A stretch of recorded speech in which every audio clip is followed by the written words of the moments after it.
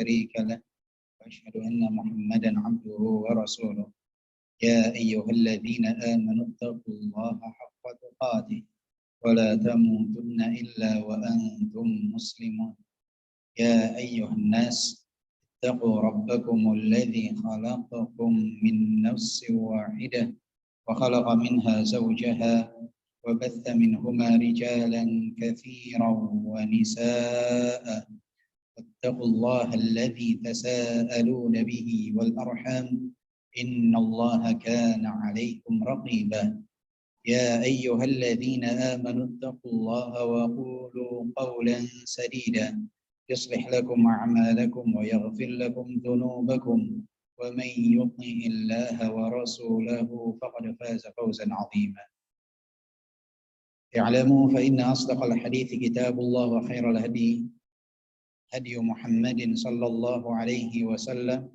وشر الأمور محدثاتها وكل محدثة بدعة وكل بدعة ضلالة وكل ضلالة في النار أما بعد.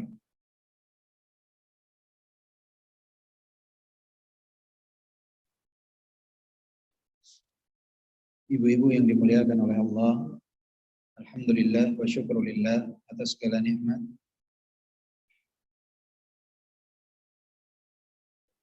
Terdengar suara saya, Bu?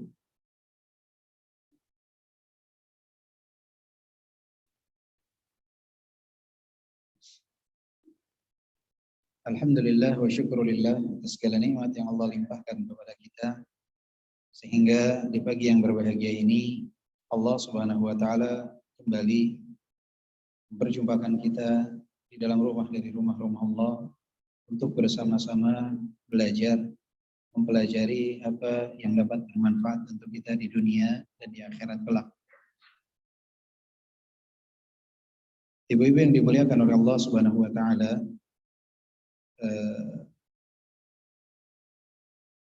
sebagaimana yang kita ketahui bahwa sekitar 10 hari yang lalu telah terjadi gempa yang melanda kita dan orang-orang di sekitar kita, terutama yang sangat parah adalah saudara-saudara kita di daerah Cianjur dan sekitarnya. Gempa bukanlah fenomena alam biasa. Gempa memiliki sebab. Gempa memiliki sebab-sebab yang mana hal tersebut memicu gempa itu terjadi. Sebab-sebab ini ada dalam pandangan dan kacamata syariat. Di dalam kitab Al-Jawabul Kafi disebutkan bahwasanya Ibnu Abi Dunya mengatakan Anas bin Malik radhiyallahu anhu suatu hari datang bersama seseorang kepada Aisyah radhiyallahu anha. Kemudian orang tersebut bertanya kepada Aisyah, "Ya Ummul Mukminin, hadithina 'aniz zalzalah." Wahai Ummul Mukminin, kabarkanlah kepada kami tentang apa itu fenomena gempa. Tentang apa itu fenomena gempa? Maka Aisyah radhiyallahu anha menjawab, "Idza istabahu az-zina wa syaribul khumur wa darabu bil ma'azif gharallahu fi samai."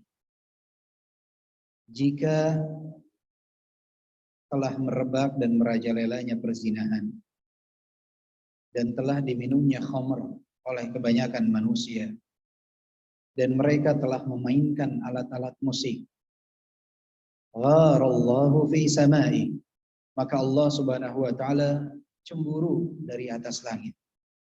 Sebagaimana Rasulullah pernah mengatakan, innallaha yaghar wa ghairatullah an ya'tiya mu'min ma hurrima alaih. Allah itu cemburu, dan kecemburuan Allah adalah di saat seorang mukmin melakukan apa yang diharamkan oleh Allah Subhanahu wa taala. Jadi di saat 3 hal ini terjadi, idza istabahu zina wa syaribul khumur wa darabu bil ma'azif, jika merebaknya zina, khamar, dan dimainkannya alat-alat musik, Allah cemburu dari atas langit. Dan 3 hal ini, ibu-ibu yang dimuliakan oleh Allah Subhanahu wa taala, adalah sesuatu yang kita dapatkan di lingkungan sekitar kita dan banyak terjadi. Perzinahan seakan-akan menjadi sesuatu yang biasa. Wanita hamil di luar nikah seakan-akan menjadi sesuatu yang lumrah. Seorang pria berselingkuh seakan-akan menjadi sesuatu yang biasa. Wanita berselingkuh seakan-akan menjadi sesuatu yang biasa. Perzinahan merajalela di mana-mana. Wasyaribul khumur, dan manusia meminum khamr. Dan banyak yang menamakannya tidak sesuai dengan namanya. Mereka menjadikan meminum khamr ini sebagai lambang kemodernan di beberapa tempat. Sehingga di pesta-pesta pernikahan mereka, di acara-acara rapat mereka, itu kalau tidak ada khamr, seakan-akan orang tersebut terbelakang. Merajalela orang meminum khamr. Yang ketiga, memainkan alat musik, apalagi ini. Memainkan alat musik lebih dahsyat menyebarnya dibandingkan khamr dan zina. Bahkan orang yang mengingkarinya diingkari oleh manusia. Orang yang menganggapnya mungkar dianggap tersesat. Subhanallah. Sesuatu yang mungkar telah dianggap ma'ruf. Salah satunya yang paling fenomenal adalah alat musik. Sesuatu yang diingkari oleh Rasulullah, diingkari oleh para sahabat, tapi dianggap ma'ruf di zaman sekarang adalah alat musik. Bahkan yang mengingkarinya diingkari oleh kebanyakan manusia. Dibilangnya terlalu fanatik, dibilangnya terlalu kolot, dibilangnya ini dan itu, bahkan tidak sedikit tuduhan-tuduhan kesesatan ditimpakan kepada mereka yang melarang alat-alat musik tersebut. Padahal Aisyah telah jelas mengatakan, jika tiga hal ini terjadi, Allah cemburu di atas langit. Dan kita sama-sama ketahui dari hadis Nabi bahwa Allah cemburu di saat seorang hamba melakukan apa yang diharamkan kepadanya. Kemudian apa yang terjadi? Kata Aisyah radhiyallahu anha, faqala lil ard, kemudian Allah berkata ke bumi, tazalzali bihim, bergoncanglah atas mereka, kata Allah. Allah memerintahkan agar terjadinya gempa di saat tiga hal ini telah merebak. Fa in tabu wa naza'u wa illa ahdimuha alaihim. Jika mereka bertobat, meninggalkan itu semua, berhentilah. Jika tidak, aku akan hancurkan dan binasakan mereka. Kemudian orang tersebut bertanya kepada Aisyah, ya ummul mu'minin, a'adzabun lahum, wahai ummul mu'minin, apakah itu merupakan azab bagi mereka? Maka Aisyah radhiyallahu anha menjawab, bal mau'izatun wa rahmatun wa barakatun 'alal mu'minin wa 'adzabun wa nakalun wa sakhtun 'alal kafirin. Bal mau'izatun wa rahmatun wa barakatun lil mu'minin. Itu semua, kata Aisyah, adalah peringatan, rahmat dan keberkahan bagi orang-orang yang beriman. Dan hukuman, azab dan kemurkaan Allah atas orang-orang yang kufur. Maka ibu-ibu yang dimuliakan oleh Allah Subhanahu wa taala, kita ketika melihat terjadinya gempa, jangan menganggap ini hanya fenomena alam biasa. Lihatlah dengan kacamata syariat melihat terjadinya gempa. Allah telah berfirman di dalam Al-Qur'an, "Wa ma nursilu bil ayati illa takhwifa." Tidaklah kami mengutus dari tanda-tanda kekuasaan Allah itu melainkan sebagai bentuk agar manusia menjadi takut kepada Allah Subhanahu wa taala. Bukan menjadikannya sebagai satu tontonan, sesuatu yang dapat dijadikan sebagai ajang berwisata ria, bukan. Sesuatu yang harus menumbuhkan rasa takut kita kepada Allah ketika munculnya musibah, ketika munculnya gempa, ketika munculnya ayat-ayat Allah Subhanahu wa taala. Dan ini merupakan tanda hari kiamat. Rasulullah sallallahu alaihi wasallam bersabda, "La taqumus sa'ah hatta yuqbadal 'ilm wa takthuraz zalazil." Tidaklah terjadi hari kiamat sampai dicabutnya ilmu dan merebaknya gempa, banyaknya gempa. Dan Allah mencabut ilmu tidak begitu saja, tapi dengan diwafatkannya para ulama. Kita lihat berapa banyak ulama yang telah wafat. Bahkan pada bulan ini berapa banyak ulama yang telah wafat. Allah cabut ilmu dari kita dengan diwafatkannya para ulama. Sehingga orang mengambil orang-orang jahil sebagai ulama. dimintai fatwa dan berfatwa tanpa ilmu, sesat lagi menyesatkan. Dan banyaknya gempa di mana-mana, masya Allah tabarak. Zaman dahulu jarang terjadi gempa. Bahkan di zaman Umar ibn al-Khattab pernah terjadi satu gempa. Saat itu Umar ibn al-Khattab langsung keluar, berdiri di hadapan para sahabat. Kemudian Umar ibn al-Khattab mengatakan, "Ayyuhan nas, ma hadha?" Wahai manusia, apa ini? Kata Umar ibn al-Khattab. "Ma asra'a ma ahdatstum." Begitu cepat kalian melakukan perbuatan kemaksiatan. Begitu cepat kalian melakukan perbuatan dosa. Fa in 'adat la tajiduni fiha. Jika kembali terjadi gempa, kalian tidak akan pernah mendapati aku berada di kota Madinah ini lagi. Karena Umar ibn al-Khattab tahu, jika kembali terjadi gempa, berarti kemaksiatan itu kembali terulang. Padahal kemaksiatan di zaman para sahabat bisa dihitung dengan jari. Di zaman kita, la haula wala quwwata illa billah. Allah Subhanahu wa taala telah berfirman di dalam Al-Qur'an, "Dhaharal fasadu fil barri wal bahri bima kasabat aydin nas liyudhiqahum ba'dalladzi 'amilu la'allahum yarji'un." Telah terjadi kerusakan di daratan dan di lautan karena ulah tingkah manusia itu sendiri. Dan Allah menghukum mereka dengan sedikit saja, liyudhiqahum, agar mereka merasakan. Sedikit, agar merasakan apa yang telah mereka perbuat. Sedikit saja ibu-ibu sekalian. Karena jika Allah Subhanahu wa taala menghukum kita sesuai dengan perbuatan dosa kita, Allah menghukum kita setara dengan kemaksiatan yang kita lakukan, tidak ada satu binatang melata pun yang tersisa di atas muka bumi. Dalam surat Fatir ayat ke-45 Allah berfirman, "Walau yu'akhidullahu an-nasa bima kasabu ma taraka 'ala dhahriha min dabbah."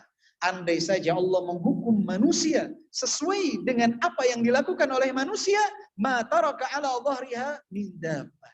Tidak ada tersisa satu binatang melata pun di atas muka bumi. Allah akan hancurkan. Tapi rahmat Allah bagi orang-orang yang beriman, Allah berikan mereka teguran sedikit dari adab Allah Subhanahu wa taala. Agar apa ibu-ibu sekalian? Agar kita kembali kepada Allah Subhanahu wa taala. Maka ketika terjadi gempa dan kita mendengar ada peristiwa gempa, ada peristiwa yang merupakan teguran dari Allah Subhanahu wa taala untuk kita, yang harus kita lakukan pertama adalah beristighfar kepada Allah Subhanahu wa taala. Ma nuzzila bala'un illa bidzamb wa la rufi'a bala'un illa bitaubah. Musibah itu tidaklah turun, kata Ali bin Abi Thalib, melainkan dikarenakan dosa, dan tidak akan terangkat kecuali dengan bertaubat kepada Allah Subhanahu wa taala. Allah Subhanahu wa taala pun berfirman di dalam Al-Qur'an, "Wa ma kana Allahu liyu'adzibahum wa anta fihim wa ma kana Allahu mu'adzibahum wa hum yastaghfirun." Dalam surat Al-Anfal ayat ke-33, Allah Subhanahu wa taala berfirman demikian. Allah tidak akan mengadab mereka selama mereka berada di tengah-tengah mereka Rasulullah sallallahu alaihi wasallam. Dan Allah tidak akan mengadab mereka selama mereka beristighfar. Maka di saat hidupnya Rasulullah, para sahabat terhalang dari azab Allah karena dua hal. Karena adanya Rasulullah dan karena mereka beristighfar kepada Allah. Maka setelah wafatnya Rasulullah, para sahabat mengatakan apa? Saat ini tidak ada yang menghalangi kita dari azab Allah, kecuali tinggal satu saja, yaitu istighfar. Dan itu yang kita katakan saat ini ibu-ibu sekalian. Satu hal yang dapat menjadi tameng manusia dari azab Allah adalah dengan beristighfar, memohon ampun kepada Allah Subhanahu wa taala. Karena dosa kita ini banyak. Jadi ketika terjadi musibah, ketika terjadi gempa, jangan tunjuk orang. Jangan mengatakan ini karena dosa fulan dan allan. Bercermin dan tunjuk diri kita sendiri. Bisa saja musibah ini terjadi karena dosa saya. Dosa kita. Bukan dosa orang. Dosa kita bisa saja. Itu penyebab terjadinya gempa. Bercermin dan lihat. Allah berfirman dalam hadits qudsi, "Innakum tukhti'una bil-laili wan-nahar." Sesungguhnya kalian berbuat kesalahan siang dan malam. Siapa di antara kita yang berani mengatakan, saya bukan termasuk yang ada dalam khitab tersebut? Saya bukan yang dimaksud dalam hadits qudsi tersebut. Tidak ada yang berani mengatakan demikian. Mengapa? Karena kita semua berlumpur dosa. Ketika Allah katakan dalam hadis qudsi, innakum tukhti'una bil-laili wan-nahar, kalian berbuat dosa siang dan malam, maka kita katakan itu kita, itu saya, itu ibu-ibu sekalian. Wa ana aghfirudz dzunuba jami'a, tapi aku kata Allah mengampuni seluruh dosa. Fastaghfiruni aghfir lakum. Minta ampun kepadaku, aku akan ampuni dosa kalian. Itu saja yang Allah inginkan, kita minta ampun kepada Allah, Allah akan ampuni. Allah tahu kita berbuat kesalahan. Allah tidak menghukum kita sesuai dengan dosa-dosa kita. Allah tidak menghukum kita setara dengan apa yang kita lakukan. Allah ampuni kita dengan syarat kita beristighfar kepada Allah Subhanahu wa taala. Allah tegur kita sedikit disebabkan oleh dosa-dosa. Bukan karena seluruh. Parto sesuai, hancur kita semua itu. Jadi Allah itu bisa menurunkan azab dikarenakan satu orang. Bisa menurunkan musibah karena dosa satu orang. Ini gimana kalau satu umat semuanya berdosa. Kemudian ketika terjadi gempa mengatakan ini fenomena alam. Tidak masuk akal. Harusnya kita semua sadar ini karena dosa dan kesalahan kita. Pernah di zaman Nabi Musa alaihissalam ada silang pendapat tentang kesahihan peristiwa ini, tapi baik sekali untuk melihat bagaimana kita memahami permasalahan ini. Di zaman Nabi Musa pernah terjadi pacaklik, tidak ada turun air hujan sekali. Kemudian Nabi Musa meminta kepada Allah agar diturunkan air hujan. Kata Allah Subhanahu wa taala, "Wahai Musa, di tengah-tengah kaummu ada orang yang selalu bermaksiat kepadaku. Bagaimana aku bisa turunkan hujan? Aku akan turunkan hujan di saat dia telah bertaubat kepada, mengakui kesalahannya." Kemudian Nabi Musa berdiri di hadapan Banu Israel mengatakan, "Wahai Banu Israel, Allah tidak akan menurunkan hujan kepada kita sampai orang yang selalu bermaksiat kepada Allah tahunan tersebut bertaubat kepada Allah Subhanahu wa taala, mengakui kesalahannya." Kemudian selang beberapa lama belum ada yang mengaku di hadapan Nabi Musa, Allah turunkan hujan.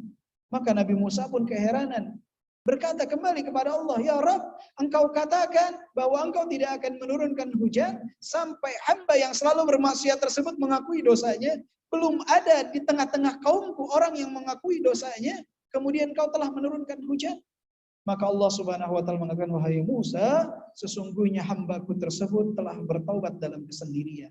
Dia mengakui kesalahannya kepadaku. Dia beristighfar kepadaku, maka aku turunkan hujan." Kata Nabi Musa, "Ya Rabb, tunjukkan kami siapa orang tersebut yang telah menghalangi kami dari rintikan air hujan. Siapa orangnya ya Rabb?" Kata Allah Subhanahu wa taala, "Wahai Musa, aku telah tutupi aibnya di saat dia bermaksiat kepadaku. Tidak ada yang mengetahui kemaksiatannya. Bagaimana mungkin aku membongkar aibnya di saat dia telah bertaubat kepadaku?" Allah Maha menutupi aib. Dan ini yang sangat disayangkan, kebalikan yang terjadi di zaman sekarang. Bahkan yang dinisbatkan kepada sunnah, banyak yang menisbatkan diri kepada sunnah, melakukan hal ini. Orang ketika dia belum berhijrah, Allah tutupi aibnya. Di saat dia sudah berhijrah, diberikan kursi, diberikan panggung, suruh menceritakan dosa-dosa apa yang dia lakukan sebelum hijrah. Musibah. Allah suruh kita menutupi aib, ini malah dipersilahkan untuk membongkar aib yang banyak manusia tidak tahu sebetulnya apa yang dia lakukan sebelum dia berhijrah. Maka ini adalah langkah yang tidak dicontohkan oleh para salafus saleh. Bagaimana orang membongkar aib di hadapan orang lain. Bahkan disediakan majelis khusus untuk membongkar aib seseorang yang telah hijrah. Ini musibah yang besar. Maka ibu-ibu, di saat kita berdosa di masa lalu kita, tutup aib kita. Tidak perlu diceritakan kepada orang lain. Bertaubat saja kepada Allah Subhanahu wa taala. Jangan bongkar aib yang Allah telah tutupi atas diri kita. Yang syahid dari hadis tersebut atau dari peristiwa tersebut adalah Allah bisa saja menurunkan azab kepada suatu kaum disebabkan kesalahan satu orang. Bisa saja, tidak menutup kemungkinan. Maka ketika kita terjadi musibah di tengah-tengah kita seperti gempa, silahkan semuanya bercermin dan beristighfar, mengakui dosa-dosa. Karena bisa saja hal tersebut terjadi karena dosa kita. Jangan senang menunjuk orang lain, tapi tunjuk diri kita sendiri. Ini yang harus kita lakukan. Yang pertama, beristighfar. Kemudian yang harus kita lakukan di saat adanya musibah, bersabar. Fasabrun jamil. Kesabaran itu indah. Innama yuwaffas sabiruna ajrahum bighairi hisab. Sesungguhnya balasan yang tidak terhingga bagi mereka yang bersabar. Apa itu bersabar? Seseorang tidak mengeluarkan ucapan dan tidak melakukan tindakan yang mendatangkan kemurkaan Allah. Jadi ketika terjadi musibah, jangan keluar bahasa-bahasa yang buruk dari lisan kita. Mencela takdir dan lain sebagainya, jangan. Jangan juga memukul-mukul wajah, meratapi dengan merobek pakaian, jangan. Atau membentur-benturkan kepala ke tembok, jangan. Itu tanda kita tidak bersabar. Di saat terjadi musibah, bersabar. Dengan apa? Tidak mengeluarkan ucapan dan melakukan tindakan yang mendatangkan kemurkaan Allah. Apakah hanya bersabar saja? Ada tingkatan yang lebih baik dari sabar, yaitu ridha terhadap ketentuan Allah. Menerima takdir Allah Subhanahu wa taala. Ada yang lebih baik daripada ridha? Ada. Bersyukur ketika tertimpa musibah. Sebagaimana Syuraih rahimahullah mengatakan, aku jika tertimpa musibah bersyukur atas 4 hal. Dan ini ibu-ibu sering mendengarnya.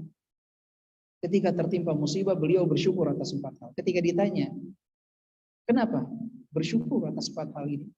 Yang pertama kata beliau, aku bersyukur ketika tertimpa musibah, dikarenakan Allah tidak menimpakan musibah yang jauh lebih besar. Jadi di saat kita terluka, bersyukur alhamdulillah. Allah masih menghidupkan kita. Di saat rumah kita hancur, alhamdulillah anak-anak kita masih selamat. Di saat mobil kita rusak, alhamdulillah rumah kita masih selamat.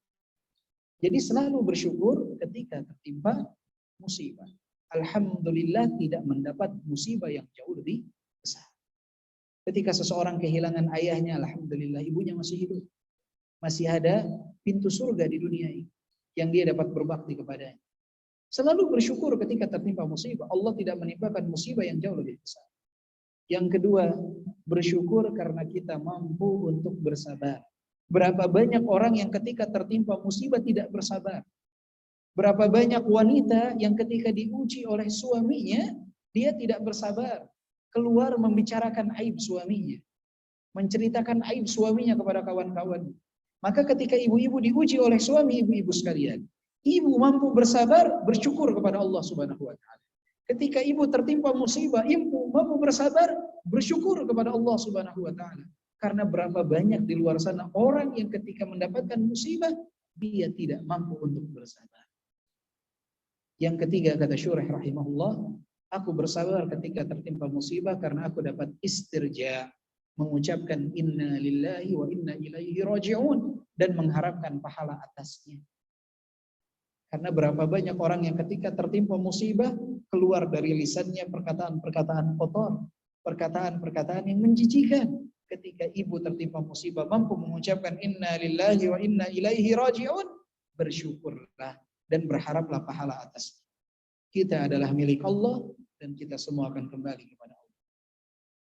Dan yang keempat kata Syuraih rahimahullah, aku bersyukur ketika tertimpa musibah karena Allah Subhanahu wa taala tidak menimpakan musibah kepadaku dalam perkara agama. Hanya sebatas perkara dunia. Allah ambil kendaraan kita, rumah kita, masalah. Allah Subhanahu wa taala berikan musibah dalam perkara dunia, tidak masalah. Allah berikan kepada kita penyakit, tidak masalah. Kita berikhtiar untuk mendapat kesembuhan, meminta kesembuhan kepada Allah. Tapi itu tidak seberapa dibandingkan musibah dalam perkara agama. Berapa banyak orang yang saat ibu-ibu tertimpa musibah dalam perkara dunia, mereka tertimpa musibah dalam perkara agama. Ketika ibu-ibu kehilangan kendaraan, mereka kehilangan jilbab yang mereka pakai ketika keluar rumah. Ketika ibu-ibu kehilangan rumah, mereka kehilangan pakaian untuk menutupi aurat mereka. Ketika ibu-ibu kehilangan anak, mereka kehilangan ketaatan, tidak mau sujud dan rukuk kepada Allah Subhanahu wa taala. Ketika ibu-ibu kesulitan di dalam usaha, mereka tertimpa musibah dalam perkara tauhid, terjerumus dalam kesyirikan. Maka di saat kita tertimpa musibah dalam perkara dunia, kita harus bersyukur karena apa? Karena Allah tidak menimpakan musibah dalam perkara agama. Karena musibah yang terbesar, musibah yang paling dahsyat adalah ketika seseorang tertimpa musibah di dalam perkara agama. Ketika dia terombang-ambing dalam kemaksiatan. ketika dia terombang-ambing di dalam kesyirikan, ini adalah musibah terbesar bagi seorang hamba. Maka ketika ibu-ibu dapat menjaga sholat yang 5 waktu, dapat menjaga aurat, dapat menjaga jilbabnya, menutupi auratnya, menjaga zikir pagi dan petang, ibu-ibu dapat melaksanakan sholat-sholat sunnah, dapat menjaga tali silaturahim, dapat berbakti kepada orang tua, dapat berbuat baik kepada tetangga, bersyukurlah, tanda bahwa ibu-ibu sedang tidak tertimpa musibah dalam perkara agama. Karena musibah terbesar adalah ketika seseorang tertimpa musibah dalam perkara agama. Hartanya mungkin banyak, rumahnya mewah, usahanya lancar, tapi dia sedang tertimpa musibah dalam perkara agama. Jauh dari ketaatan. Itu yang harus ditangisi oleh seorang hamba. Dan sayangnya, kita sebagai manusia itu seringnya peduli kepada orang itu di saat dia tertimpa musibah dalam perkara dunia saja. Tapi sedikit kepekaan kita kepada seseorang ketika dia tertimpa dalam musibah dalam perkara agama. Ketika ada orang yang rumahnya kebakaran, semua gotong royong bahu-membahu. Tapi ketika satu rumah tidak terlihat laki-lakinya di masjid dekat rumahnya, banyak yang tidak peduli. Padahal ini musibah yang jauh lebih besar daripada segetar kebakaran. Ini 4 hal ibu-ibu sekalian yang kenapa kita harus bersyukur saat tertimpa musibah. Karena Allah tidak menimpakan musibah yang jauh lebih besar, karena kita mampu bersabar, kita mampu mengucapkan inna lillahi wa inna ilaihi raji'un, dan karena Allah tidak menimpakan musibah dalam perkara agama kita. Kemudian yang harus kita lakukan berkenaan dengan apa yang terjadi di tengah-tengah kita, yaitu gempa yang menghancurkan beberapa rumah atau banyak rumah dari saudara-saudara kita di Cianjur dan sekitarnya, yang harus dilakukan oleh kita sebagai seorang muslim adalah membantu mereka, menolong mereka. Ini akhlak seorang muslim. Sedih, miris hati kita itu ketika melihat orang-orang yang berbeda agama dengan mereka, membantu mereka lebih dulu daripada kita. Ketika tenda-tenda orang-orang yang di luar Islam berdiri di perkampungan kaum muslimin, itu teguran buat kita. Ternyata mereka yang berbeda agama sampai lebih dahulu ke sana dibandingkan kita yang sama-sama mentauhidkan Allah. Dibandingkan kita yang sama-sama beribadah dan sujud kepada Allah Subhanahu wa taala. Kita saudara sesama muslim yang harusnya lebih dulu membantu mereka. Kita ada di mana? Kita sedang apa? Itu teguran keras untuk kita. Sebagai bahan introspeksi kita. Yang harusnya kaum muslimin lebih bergegas membantu saudaranya dibandingkan yang lain. Ketika orang lain membantu, kita bersyukur kepada Allah Subhanahu wa taala yang membantu mereka. Tapi di sisi lain itu teguran untuk kita. Kita kemana? Kita di mana? Apa yang telah kita lakukan? Padahal Rasulullah mengajarkan kita untuk peduli terhadap saudara kita. Ibadah itu tidak sebatas kita sholat saja. Tidak sebatas itu. Ibadah itu tidak sebatas hablum minallah saja.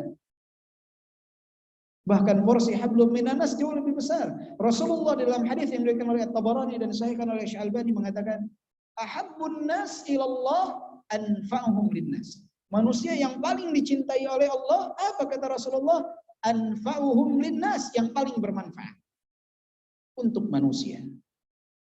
Maka jika ingin tahu seberapa besar kecintaan Allah kepada kita sebagai hambanya, lihat kadar kemanfaatan kita untuk orang lain. Semakin manfaat ibu-ibu untuk orang lain, maka Allah semakin mencintai ibu-ibu sekalian. Ahabbun nas ilallah anfa'uhum linnas. Manusia yang paling dicintai Allah, yang paling bermanfaat untuk manusia.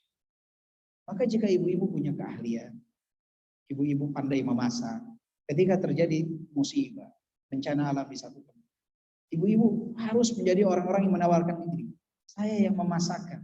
Nanti saya bungkuskan, saya berikan kembali untuk kalian bagikan. Saya punya keahlian ini dan itu. Saya punya kemampuan ini dan itu. Lakukan. Manfaat buat orang lain.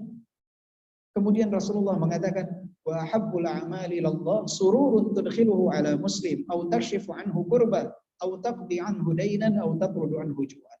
Sedangkan amalan yang paling dicintai oleh Allah adalah kebahagiaan yang kau tanamkan kepada saudara. Engkau lepaskan dia dari kesulitan. Engkau lunasi hutangnya dan engkau kenyangkan dia dari rasa lapar. Ini amalan yang paling dicintai oleh Allah. Ternyata amalan yang paling dicintai oleh Allah itu adalah ketika seseorang memberikan kebahagiaan kepada saudaranya sesama muslim. Ternyata amalan yang paling dicintai oleh Allah adalah di saat kita melepaskan kesulitan dari saudara kita. Ternyata amalan yang paling dicintai oleh Allah di saat kita melunasi hutang orang lain. Ternyata amalan yang paling dicintai oleh Allah adalah di saat kita memberikan kekenyangan pada saudara-saudara kita yang lapar. Mereka saat ini kesulitan. Tempat tinggal mereka hilang, hancur. Mata pencaharian mereka tidak ada. Mereka lapar. Mereka kesulitan. Mereka bersedih, harta benda mereka hilang. Keluarga mereka mungkin ada yang wafat, ada yang terluka. Maka mereka sangat membutuhkan bantuan kita. Maka sebagai seorang muslim, bantu saudara kita. Bisa saja bantuan sedikit yang ibu-ibu berikan itu lebih bernilai di sisi Allah daripada sholat malam yang ibu kerjakan saat. Bisa saja tenaga yang ibu salurkan untuk membantu mereka itu lebih bernilai daripada puasa sunnah yang ibu-ibu kerjakan. Karena mereka sangat membutuhkan hal tersebut. Beri apa yang mampu untuk kita berikan. Tidak usah melihat nominalnya. Allah tidak, nominal itu nomor kesekian. Yang pertama itu kita memberi dengan keikhlasan atau tidak. Dan saya sering katakan bahwa sedekah itu bukan pahalanya atau bukan amalan khusus orang kaya. Sedekah itu untuk si kaya dan si miskin. Bahkan Rasulullah pernah mengatakan sedekah 1 dirham itu pahalanya bisa lebih besar daripada orang yang bersedekah 100.000 dirham. Karena orang yang 100.000 dirham bersedekah itu dengan uang yang banyak, punya harta yang banyak. Sedangkan orang yang sedekah dengan 1 dirham, di saat dia hanya punya 2 dirham, dia berikan 1 dirham, pahalanya bisa lebih besar. Dan biasanya orang yang pas-pasan dalam ekonomi itu, dia itu ketika bersedekah, ketika memberi, itu bagian besar dari hartanya. Ketika dia mengeluarkan 10.000, bisa saja itu 10% dari hartanya, dia cuma pegang 100.000. Ketika dia memberi pinjaman kepada saudaranya 50.000, bisa saja harta dia saat itu hanya 100.000. Dan biasanya orang yang memiliki harta yang minim, itu orang yang meminjam kepadanya, meminjam untuk kebutuhan yang sangat mendesak. Bisa untuk makan, bisa untuk berobat, dan lain sebagainya. Berbeda dengan orang yang punya harta yang banyak. Biasanya dia hanya memberi pinjaman sedikit dari hartanya. Dan bukan untuk kebutuhan yang mendesak. Saya ambil contoh untuk mendekatkan pemahaman. Ada seseorang cuma punya 100.000. Biasanya orang yang punya 100.000, orang di sekitarnya, di tempat dia bekerja, biasanya punyanya 75.000, 50.000, 150.000. Jarang yang lebih daripada itu. Ketika dia punya 100.000, temannya minjam uang ke dia, biasanya untuk biaya makan. Di rumahnya tidak ada beras, tidak ada lauk pauk, dia pinjam ke kawannya, saya pinjam 50.000 untuk biaya makan keluarga saya. Dan biasanya yang punya 100.000 ini memberikan 50.000. Berapa yang telah dia pinjamkan ibu-ibu? Berapa persen dari hartanya? 50%. Memberi setengah dari hartanya, memberi pinjaman setengah dari hartanya, dan untuk kebutuhan yang mendesak, makan, minum, berobat, hal yang mendesak. Beda dengan orang-orang yang kaya. Ada orang punya 10 miliar, 100 miliar itu. Orang punya 100 miliar. Biasanya orang di sekitar dia yang meminjam uang kepada dia yang punya 100 miliar itu, kawan-kawannya punya 10 miliar, 5 miliar, minimum mungkin 1 miliar. Orang seperti ini biasanya meminjam itu untuk kebutuhan yang tidak mendesak. Misalkan dia punya 100 miliar. Kawannya itu pinjam, saya pinjam dong 500 juta. Berapa persen dari hartanya, Bu? 0,5%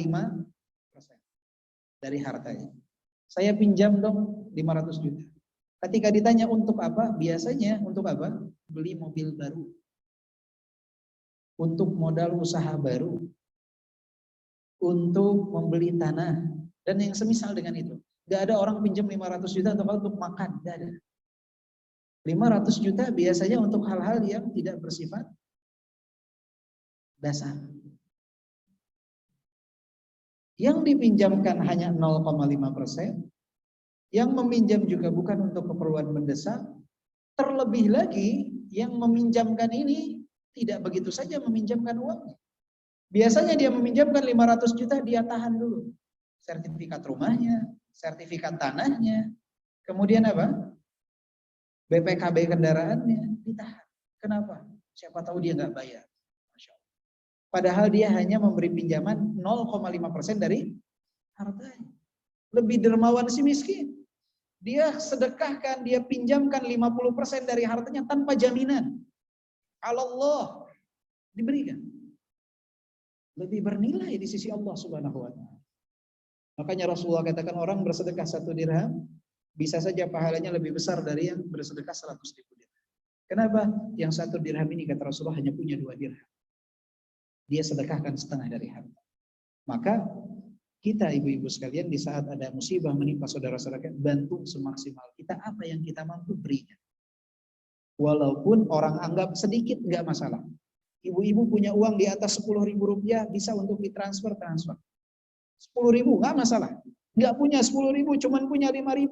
Cari orang yang mengumpulkan dana secara cash, masukkan 5.000, nggak masalah. Cuman punya 1.000, beri 1.000, nggak masalah. Saya nggak punya uang, saya punya barang, saya punya makanan, saya di rumah ada 1 dus minuman air mineral, saya mau berikan, berikan. Saya cuma punya 1 gelas air mineral, saya mau sumbangkan, sumbangkan. Jangan pernah minder dengan sedekah yang kita beri. Karena sedekah pahalanya sangat besar. Orang yang meninggal berharap hidup kembali untuk bersedekah. Dan ini momentum ibu-ibu untuk dapat memberi kepada saudara kita sama muslim. Namun yang perlu diingat, cari lembaga yang amanah di dalam menyalurkan harta ibu-ibu sekalian. Di dalam menyalurkan bantuan ibu-ibu sekalian. Ya, karena banyak pertebaran saat ini orang yang memanfaatkan kesempatan dalam kesempitan. Maka cari yang amanah, yang ibu-ibu yakin dapat menyalurkan bantuan dengan amanah. Itu sekilas ibu-ibu sekalian berkenaan dengan peristiwa gempa yang menimpa saudara-saudara kita, menimpa kita juga. Namun alhamdulillah Allah Subhanahu wa taala jauhkan kita dari dampak yang tidak lebih buruk dari saudara-saudara kita yang ada di Cianjur dan sekitarnya. Mereka berdampak sangat luar biasa sekali. Kita bersyukur kepada Allah Subhanahu wa taala, diingatkan dengan sedikit lupa. Semoga kita kembali kepada Allah Subhanahu wa taala, bertaubat kepada Allah Subhanahu wa taala dan dapat mengambil ibrah dari apa yang terjadi pada saudara-saudara kita. Baik, ibu-ibu yang dimuliakan oleh Allah Subhanahu wa taala. Maaf mukaddimahnya kepanjangan ya. Baik. Nah, pekan ini saya di setiap kajian awal kajiannya ya tentang gempa ini karena memang momentumnya tepat insya Allah. Mungkin ada yang sebagian hadir di kajian sebelumnya, maka mukaddimahnya sama. Tidak apa-apa. Tikrar yu'allim asyafar, pengulangan mengajari orang-orang yang pintar. Sekarang kita masuk ke pembahasan kita dari kajian kita berkenaan dengan Asmaul Husna. Dan kita masuk kepada pembahasan berikutnya yaitu Allah Subhanahu wa taala Al-Hamid, zat yang maha terpuji. Al-Hamid, zat yang maha terpuji. Qala Allah Ta'ala, ya ayyuhan nas antumul fuqara'u ila Allah wallahu huwal ghaniyyul hamid. Wahai sekalian manusia, kalian yang membutuhkan Allah Subhanahu wa taala. Kalian itu fakir di hadapan Allah Subhanahu wa taala. Wallahu huwal ghaniyyul hamid. Dan Allah Subhanahu wa taala adalah zat yang maha kaya dan Allah adalah zat yang maha terpuji. Ini di dalam surat Fatir ayat ke-15. Surat Fatir ayat ke-15. Wa dzakara Ibnu Al-Qayyim rahimahullahu taala anna Allah hamidun min wajhain. Dan Ibnu Al-Qayyim rahimahullah menyebutkan bahwasanya Allah Subhanahu wa taala terpuji dari 2 sisi. Ahaduhuma anna jami'al makhluqat natiqatun bihamdi فكل حمد وقع من أهل السماوات والأرض الأولين منهم والآخرين وكل حمد يقع منهم في الدنيا والآخرة وكل حمد لم يقع منهم بل كان مفروضا ومقدرا حيثما تسلسلت الأزمان واتصلت الأوقات حمدا يملأ الوجود كله العالم العلوي والسفلي ويملأ نظير الوجود من غير عد ولا إحصاء فإن الله تعالى مستحقه من وجوه كثيرة منها أن الله هو الذي خلقهم ورزقهم وأسدى عليهم النعم الظاهرة والباطنة الدينية والدنيوية وصرف عنهم النقم والمكاره فما بالعباد من نعمة فمن الله ولا يدفع الشرور إلا هو فيستحق منهم أن يحمدوه في جميع الأوقات وأن يثنوا عليه ويشكروه بعدد اللحظات. Jadi yang pertama kata Ibnu Qayyim rahimahullah, intinya adalah Allah Subhanahu wa taala itu zat yang maha terpuji dari dua sisi. Yang pertama adalah Allah Subhanahu wa taala maha terpuji atas apa yang Allah Subhanahu wa taala telah lakukan. Allah menciptakan manusia, memberikan rizki kepada manusia. Allah Subhanahu wa taala menakdirkan segalanya bagi kita sebagai manusia sehingga Allah Subhanahu wa taala berhak untuk dipuji oleh manusia. Allah yang menciptakan kita. Kita diciptakan oleh siapa ibu-ibu? Oleh Allah. Siapa yang memberikan rezeki kepada kita? Allah Subhanahu wa taala. Maka atas apa yang Allah lakukan, af'alullah, Allah Subhanahu wa taala berhak untuk dipuji. Karena kemuliaan, kesempurnaan apa yang Allah Subhanahu wa taala lakukan, Allah berhak untuk dipuji. Ini sisi yang pertama. Sisi yang kedua kata Ibnu Qayyim rahimahullah, annahu yuhmadu ala ma lahu min al-asma'il husna wa sifatil kamilatil ulya wal madaih wal mahamid wan nu'ut al-jalilah al-jamilah falahu kullu sifatin kamal wa lahu min tilka sifa akmaluha wa 'azamuha fa kullu sifatin min sifatihi yastahiqqu 'alayha akmalul hamdi wath thana fa kayfa bi jami'il awsaf al-muqaddasah falahu al-hamdu li dhatihi وله الحمد لصفاته وله الحمد لأفعاله لأنها دائرة بين أفعال الفضل والإحسان وبين أفعال العدل والحكمة التي يستحق عليها كمال الحمد وله الحمد على خلقه وعلى شرعه وعلى أحكامه القدرية وأحكامه الشرعية وأحكام الجزاء في الأولى والآخرة وتفاصيل حمده وما يحمد عليه لا تحيط بها الأفكار ولا تحصيها الأقلام. Yang kedua ibu-ibu sekalian, Allah Subhanahu wa taala itu berhak untuk dipuji karena kesempurnaan sifat dan zat Allah Subhanahu wa taala. Kesempurnaan asma Allah Subhanahu wa taala. Allah Subhanahu wa taala berhak untuk dipuji. Allah Subhanahu wa taala maha sempurna dalam sifat dan zatnya. Allah Subhanahu wa taala oleh sebab itu berhak untuk dipuji. Allah Subhanahu wa taala alim, maha mengetahui. Allah berhak untuk dipuji. Allah Al-Khabir, Allah Subhanahu wa taala maha mengetahui hal-hal yang tersembunyi pada diri kita. Maka Allah berhak untuk dipuji. Jika satu saja dari asma dan sifat Allah Subhanahu wa taala itu saja Allah berhak untuk dipuji, bagaimana dengan seluruh asma dan sifat Allah Subhanahu wa taala? Maka sudah barang tentu Allah Subhanahu wa taala lah zat yang berhak untuk mendapatkan pujian secara mutlak. Alhamdulillah, segala puji hanya milik Allah. Karena hanya Allah yang berhak. Dari sifat dan zatnya, dan tadi yang pertama dari af'alnya, dari apa yang Allah lakukan. Allah berhak untuk mendapatkan pujian. Maka kita ketika mengucapkan Alhamdulillah, segala puji hanya milik Allah. Karena apa? Karena apa yang telah Allah berikan kepada kita. Yang pertama, af'alullah. Yang kedua, kenapa kita memuji Allah? Karena Allah maha sempurna di dalam zat dan sifatnya. Itu alasan kita memuji Allah Subhanahu wa ta'ala. Alhamdulillah, kita memuji Allah. Kenapa? Allah telah memberikan kita segalanya. Bentuk rasa syukur kita, kita memuji Allah Subhanahu wa ta'ala. Jadi Allah berhak mendapatkan pujian diantaranya karena tiga hal. Karena af'alullah, karena apa yang telah Allah lakukan. Karena sifat dan zat Allah Subhanahu wa taala yang maha sempurna. Maka hal ini ibu-ibu sekalian, ketika kita mengucapkan alhamdulillah, jangan hanya keluar dari lisan kita, tapi resapi dalam diri kita. Tanamkan dalam diri kita, alhamdulillah, segala puji hanya milik Allah. Maka siapa yang ketika berzikir mengucapkan alhamdulillah, dia resapi makna ini atas segala nikmat yang Allah berikan kepadanya, atas apa yang Allah berikan, karuniakan kepadanya, dan kesempurnaan Allah Subhanahu wa taala dari asma dan sifatnya, juga apa yang menjadi apa yang Allah Subhanahu wa taala lakukan untuknya, apa yang Allah perbuat, apa yang Allah lakukan, maka seorang hamba ketika mengucapkan alhamdulillah itu akan keluar dari lubuk hatinya, tidak hanya keluar dari lisan. Maka Allah Subhanahu wa taala adalah Al-Hamid, zat yang maha terpuji.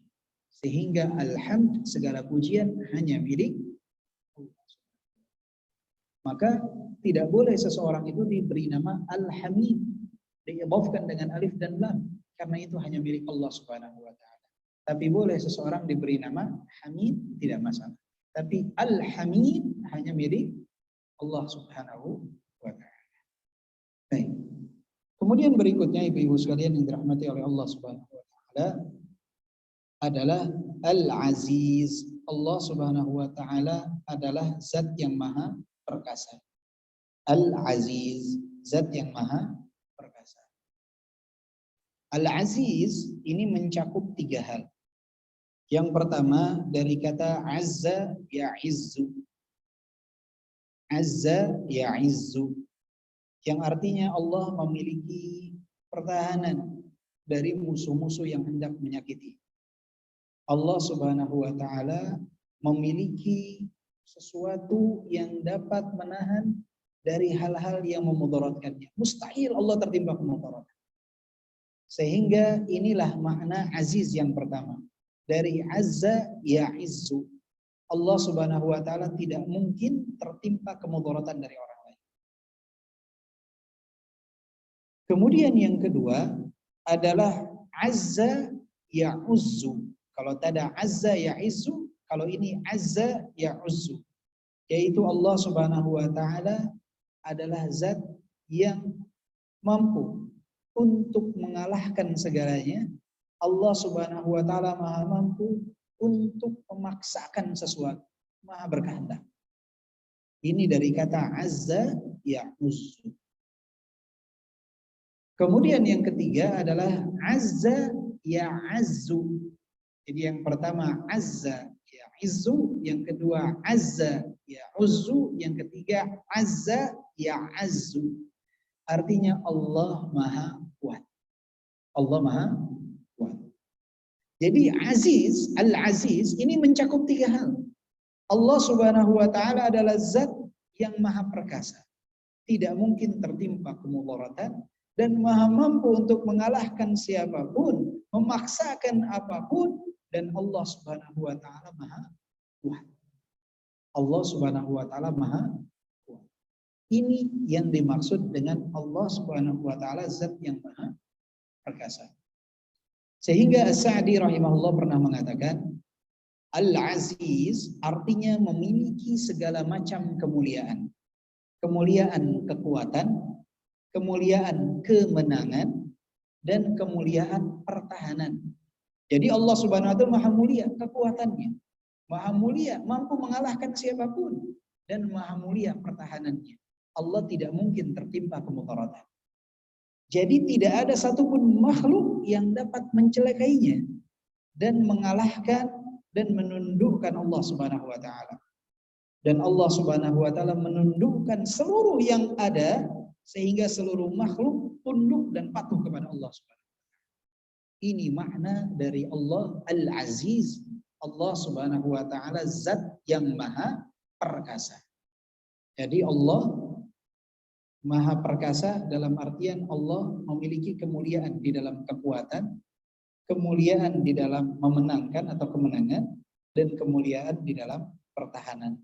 3 hal inilah yang merupakan bagian dari makna Al-Aziz. Allah Subhanahu wa taala zat yang maha perkasa.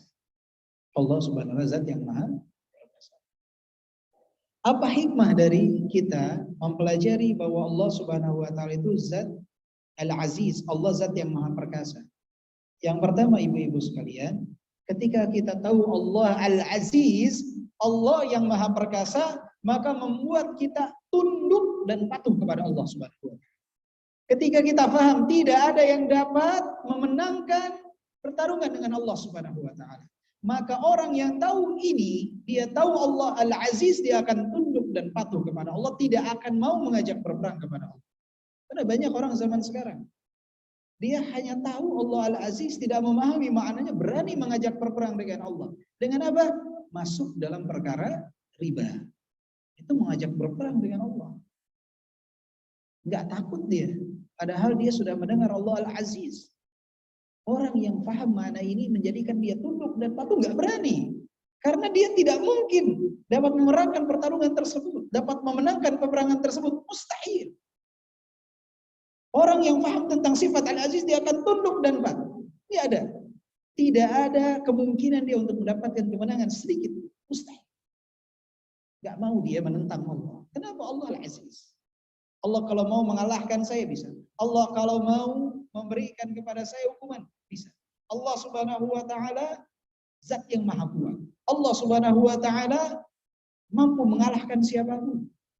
Allah Subhanahu wa taala mampu memaksakan apapun. Kita lemah. Maka orang yang paham tentang sifat Al-Aziz, tunduk dia, patuh dia kepada Allah Subhanahu wa taala. Kemudian di samping itu, hikmah kedua yang didapatkan dari orang yang betul-betul memahami sifat Al-Aziz ini, menumbuhkan di dalam dirinya sifat kemuliaan sebagai seorang mukmin ketika dia berpegang teguh dengan agamanya. Karena dia tahu, saya bersandar kepada Allah, saya patuh atas perintah Al-Aziz. Tidak ada satupun yang dapat mengalahkan saya ketika Allah menolong saya. Tidak ada satupun yang dapat memudaratkan saya ketika Allah tidak berkehendak kemudaratan tersebut. Maka orang yang memahami sifat Al-Aziz, dia akan hidup dengan penuh izzah, dengan kemuliaan, dengan berpegang teguh dengan agamanya. Tidak ada yang dapat mengotak-ngatik dia dalam perkara agamanya. Tidak ada yang dapat menghancurkan dia dalam perkara agamanya.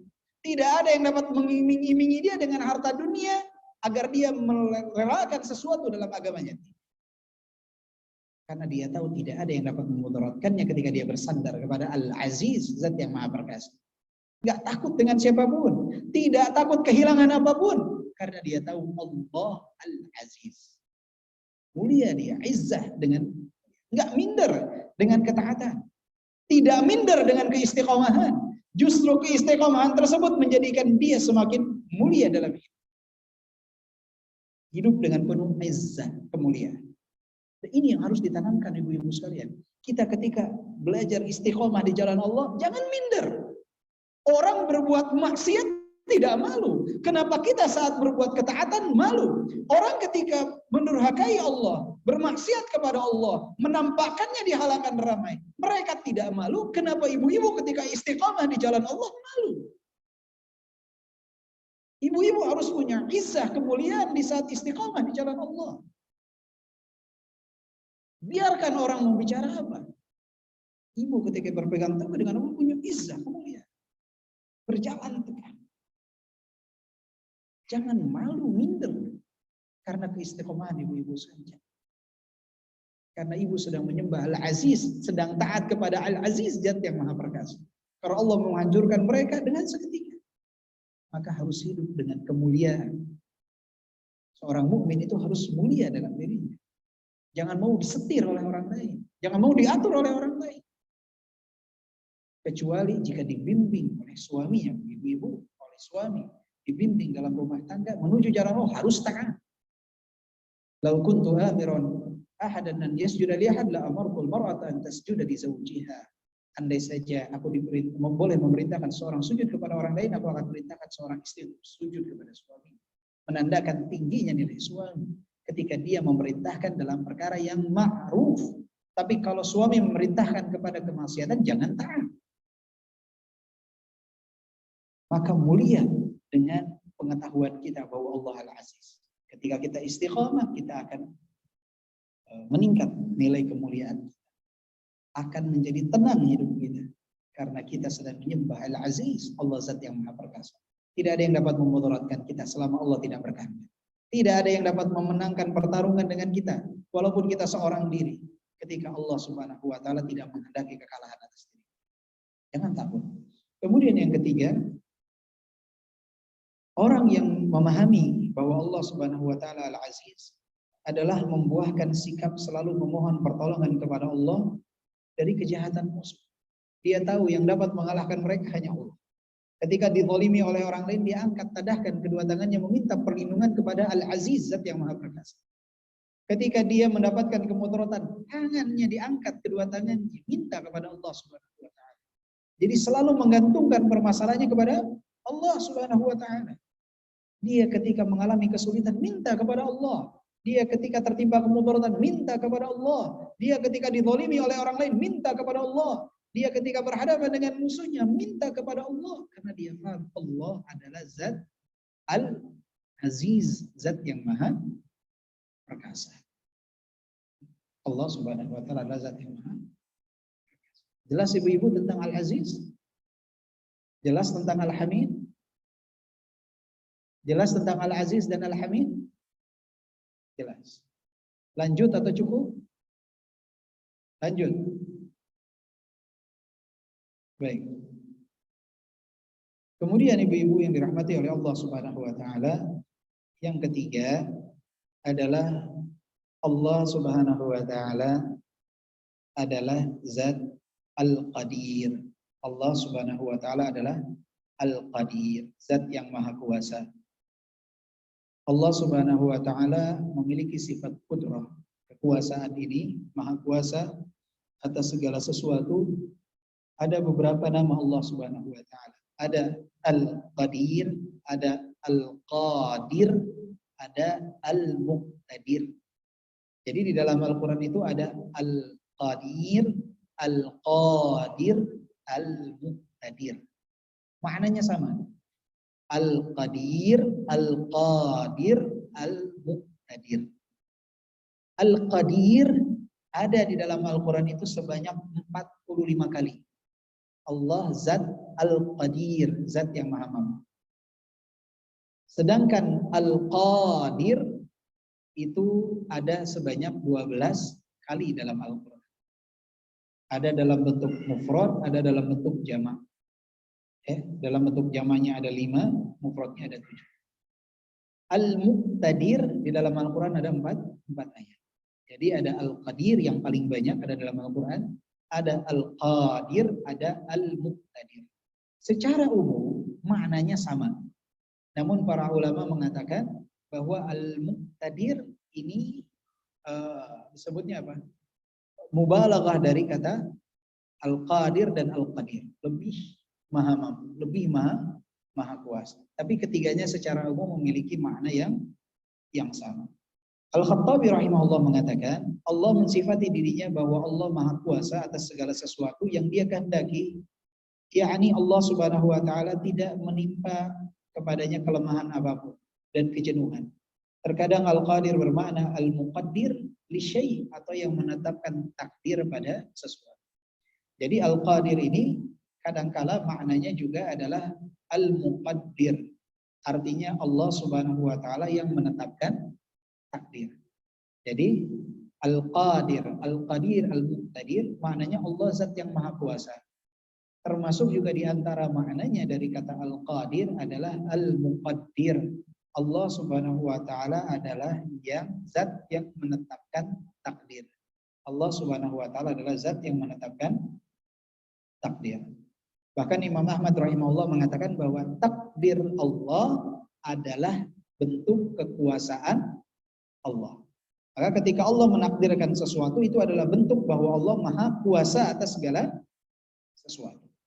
Jadi karena di antara makna Al-Qadir, Al-Qadir di antara maknanya adalah Al-Muqaddir yang menakdirkan sesuatu, maka Imam Ahmad mengatakan takdir Allah itu adalah kekuasaan Allah.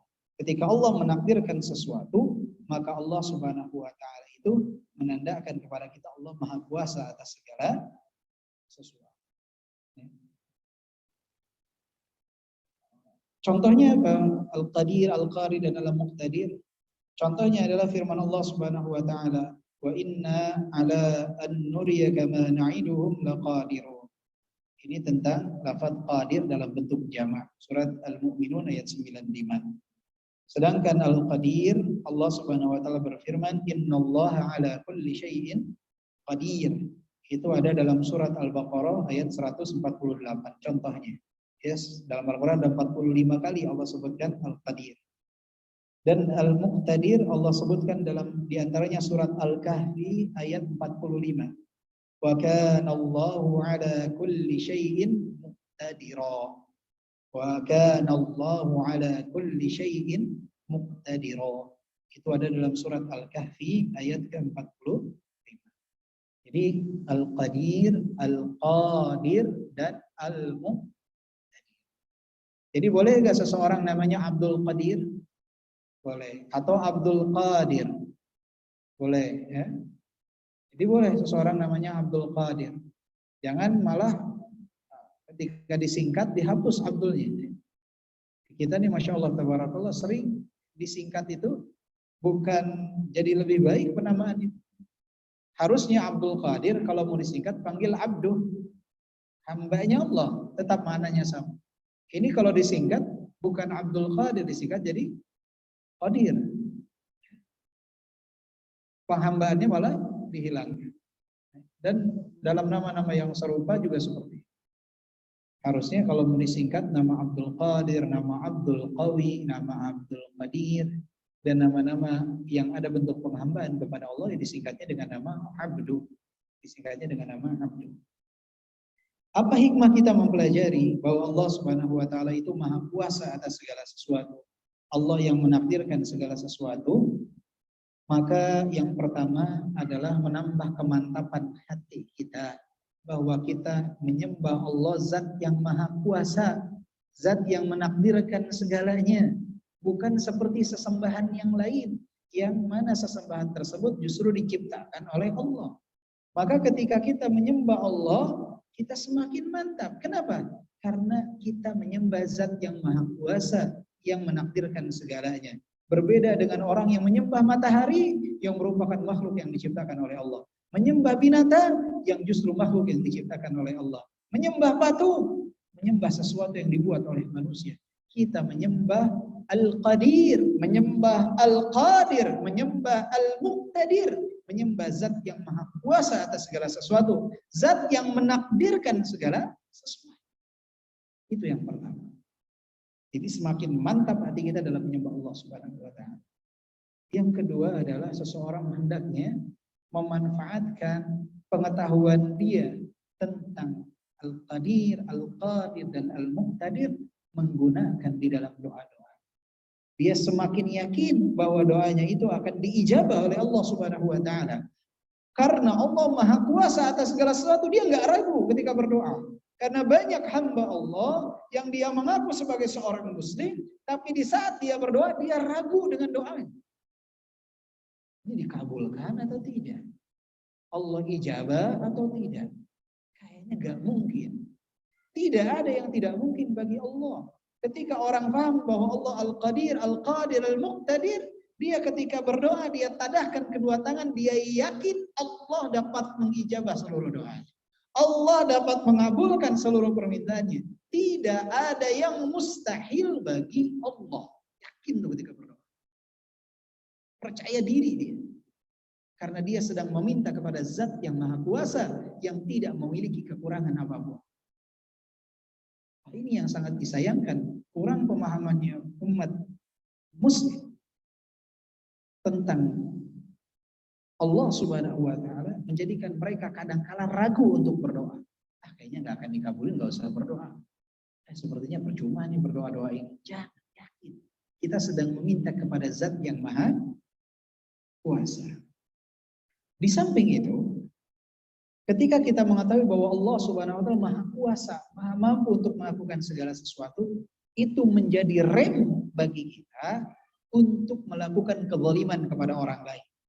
Kenapa? Karena Allah Maha mampu atas diri kita dibandingkan kemampuan kita atas orang lain. Abu Mas'ud, sahabat Abu Mas'ud pernah mencambuk seorang budak lelaki yang dia miliki. Maka Rasulullah mengatakan, "I'lam Aba Mas'ud, i'lam Aba Mas'ud, anna Allah aqdaru 'alaika minka 'ala hadzal ghulam." Ketahuilah wahai Abu Mas'ud, ketahuilah wahai Abu Mas'ud, Allah Maha Kuasa atasmu dibandingkan kekuasaanmu atas hamba lelaki. Allah Maha Kuasa untuk menghukummu. Allah Maha Kuasa untuk melakukan apapun kepadamu. Sehingga Abu Mas'ud langsung bertaubat kepada Allah Subhanahu wa taala pada peristiwa tersebut. Maka kita ketika paham bahwa Allah Al-Qadir, Allah Al-Qadir, Allah Al-Muqtadir, berpikir 1000 kali bahkan lebih dari itu sebelum berniat untuk menzalimi orang lain. Jika saya mampu menzalimi fulan dengan seperti ini, Allah Maha mampu di atas itu semua. Jika saya menyakiti orang sekian, Allah Maha mampu menyakiti saya dengan hal yang lebih besar. Allah menghukum saya Maha mampu atas kezaliman yang saya lakukan. Jadi kita nyakitin seseorang, Allah Maha mampu untuk menghukum kita atas perbuatan kita. Lebih dari apa yang kita lakukan. Maha mampu. Maka itu jadi rem dari kita untuk tidak menzalimi orang lain. Karena Allah Maha Kuasa atas segala sesuatu. Nah itu diantara hikmah kita memahami bahwa Allah Zat yang Maha Kuasa. Allah Al-Qadir, Al-Qadir, Al-Muqtadir. Maka hari ini kita telah membahas 3 hal tersebut. Allah Zat yang Maha Terpuji, Al-Hamid. Allah Zat yang Maha Perkasa, Al-Aziz. Dan Allah Subhanahu wa taala Zat yang Maha Kuasa, Al-Qadir, Al-Qadir, Al-Muqtadir. Wallahu a'lam bishawab. Kemudian ibu-ibu ada pertanyaan bulan lalu yang PR buat saya. 3 hadiah buat yang nanya. Oh, boleh. Baik.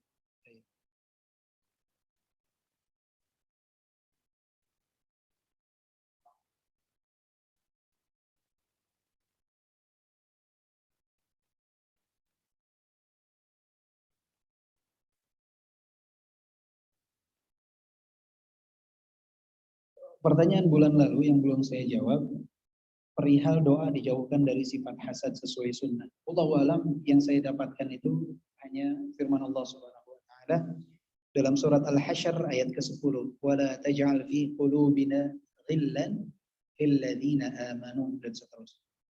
Ya, Al-Hasyr ayat ke-10. Mungkin itu bisa dimanfaatkan untuk kita memohon kepada Allah terhindar dari sifat hasad kepada saudara-saudara kita seiman. Wala taj'al fi qulubina ghillan lil ladzina amanu.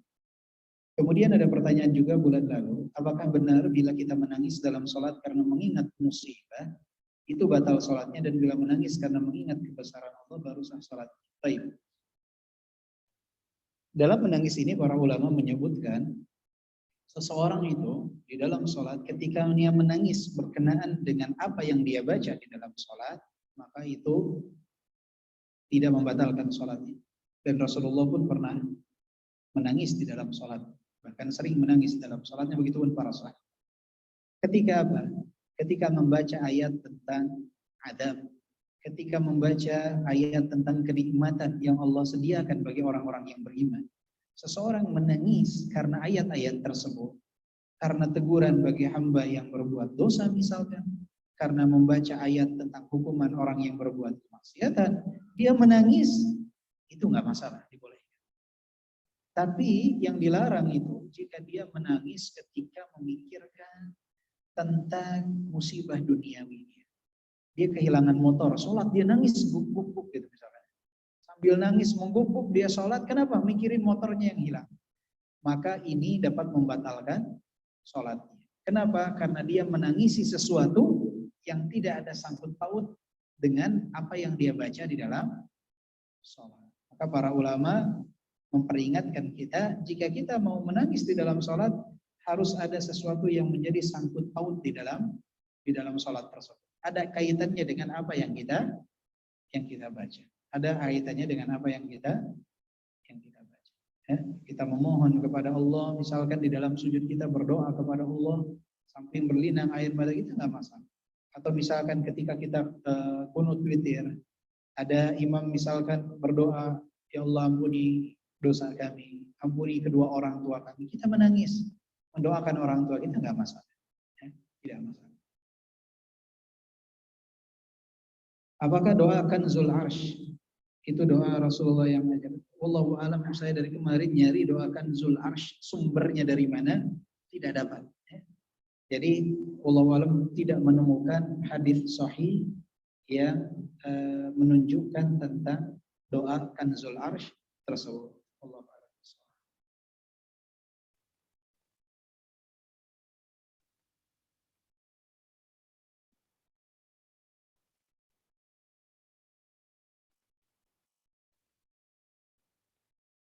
Afwan izin, karena suka lihat YouTube anak-anak bayi yang lucu-lucu.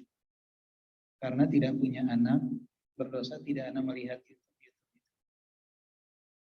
Ya, selama misalkan hanya sebatas gambar, foto, video, tidak ada yang bertentangan dengan syariat seperti alunan musik yang menjadi background dan lain sebagainya, insya Allah nggak mengapa. Hanya saja hal tersebut itu selain daripada kesenangan, kadang-kala jadi membuat kita terlarut dalam hal itu. Jadi sebaiknya dimanfaatkan waktunya untuk hal-hal yang lain. Atau misalkan karena kita senang kepada anak, bisa kita ikut berpartisipasi. Misalkan ada yang buka TPA, atau ada yang buka Raudatul Atfal, atau taman anak-anak, TK, playgroup. Kita senang kepada anak-anak, kita menjadi orang yang misalkan ikut berkontribusi di sana, atau meminta waktu untuk ikut mengajar dan lain sebagainya, kita punya keahlian tersebut, atau minimal membantu mereka, itu lebih manfaat dari sekedar hanya melihat fisik atau wajah anak-anak bayi saja. Sebaiknya lebih dimaksimalkan hasrat tersebut untuk membantu orang-orang yang memerlukan tenaga ibu.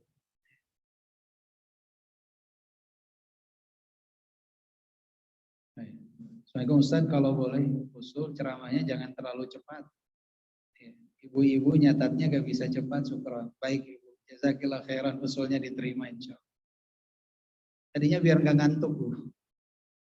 Jadi ceramah ini kan direkam nih, nanti ibu-ibu kalau misalkan ada yang tidak tercatat, nanti bisa untuk melihat juga rekamannya ya, nanti untuk bisa melihat rekamannya, untuk mencatat apa yang disampaikan. Untuk agar apa? Agar tidak ada kesalahan di dalam catatannya. Karena kadang salah tulis, salah makna nanti. Ya. Nanti boleh diulang Ibu ya. Terus saya juga mohon maaf Bu ya kalau kecepatan. Semoga dimaafkan Bu ya. Amin.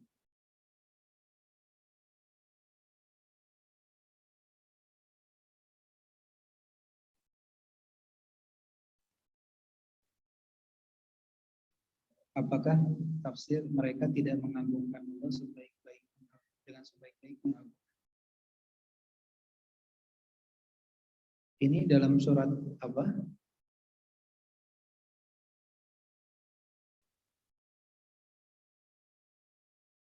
Allahu a'lam. Nanti coba mungkin bulan depan nanti dituliskan surat dan ayatnya agar kita bisa mengetahui dan membaca tafsir para ulama berkenaan dengan surat dan ayat tersebut. Jadi nanti yang menulis soal ini bulan depan boleh disertakan surat dan ayatnya agar bisa kita sama-sama belajari apa maksud dari hal tersebut.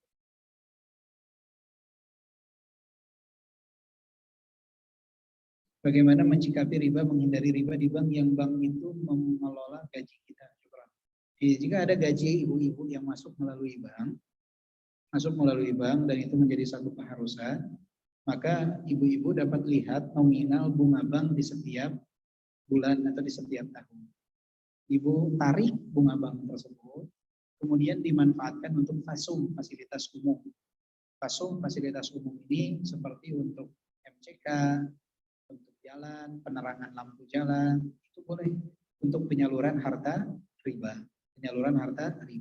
Atau zaman sekarang kan orang kesulitan kalau tidak menabung di bank karena keamanan yang dia khawatirkan dan lain sebagainya, sebab Maka para ulama menyebutkan yang pertama cari yang sesyar'i mungkin. Yang kedua, selain daripada hal tersebut, ibu silahkan untuk menghitung di akhir bulan itu suka ada tuh bonus atau bunganya. Itu ditotalkan, dikeluarkan, ditarik, dikeluarkan untuk fasilitas umum, fasum, dan yang semisal itu.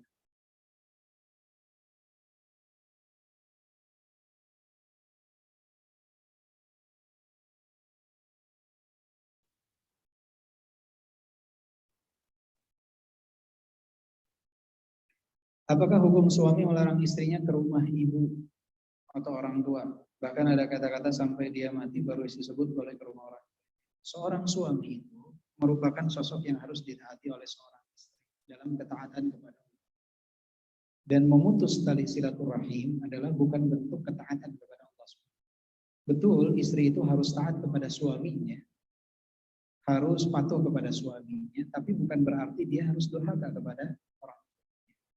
Maka dalam hal ini jangan langsung menggugat cerai itu, tapi coba dijelaskan kepada suami ibu bahwa tidak bolehnya seseorang memutus tali silaturahim. La yadkhulul jannah al-qati'. Tidak akan masuk surga al-qati', pemutus tali silaturahim. Tidak boleh memutuskan silaturahim antara anak dengan orang tua. Ibu jelaskan dengan yang hikmah, dengan cara yang baik, sampai suami ibu mengizinkan. Belum juga mengizinkan, ibu minta untuk ditengahi. Ada penengah, orang yang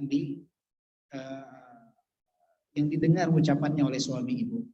Minta dia untuk menasehati suami ibu. Itu pun cara, sambil juga didoakan. Cara itu biarkan jadi nomor kesekian, ya, solusi terakhir. Insya Allah tidak sampai kepada hal tersebut. Insya Allah mendengar, doakan, ya, Allah yang maha membolak-balikan hati seseorang agar diberikan hidayah.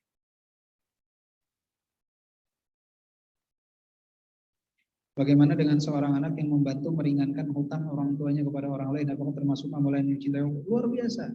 Ini dua dia.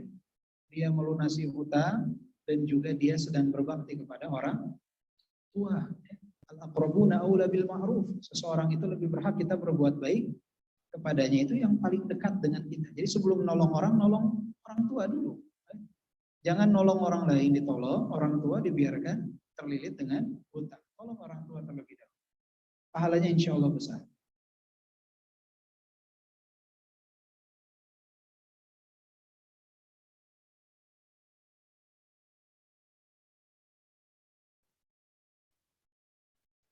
Salah satu hikmah mempelajari Al-Aziz adalah tunduk dan patuh kepada Allah. Bagaimana jika masih menggunakan bank konvensional, tapi tidak menggunakan bunga yang didapat? Mohon penjelasannya syukur. Tadi, jika memang harus menggunakan bank konvensional karena satu dan lain sebab, misalkan seseorang bekerja di satu lembaga yang gajinya itu hanya mengalir melalui rekening bank tertentu, atau dia memiliki satu usaha yang salah satu persyaratannya harus memiliki rekening di bank tertentu, maka solusinya adalah dengan mengeluarkan uang ribanya tersebut disalurkan dalam perkara-perkara yang bersifat fasilitas umum tadi, seperti jalan, MCK, dan lain sebagainya.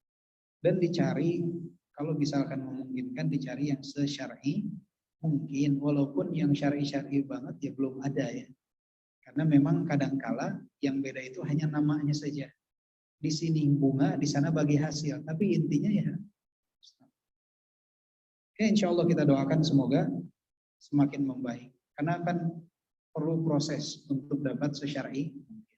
Maka kita harus mendukung agar bisa suatu saat ada bank yang betul-betul syar'i. Ya. Saya pernah datang ke satu bank syariah, itu ditawari untuk mereka itu ada program namanya investasi. Ya.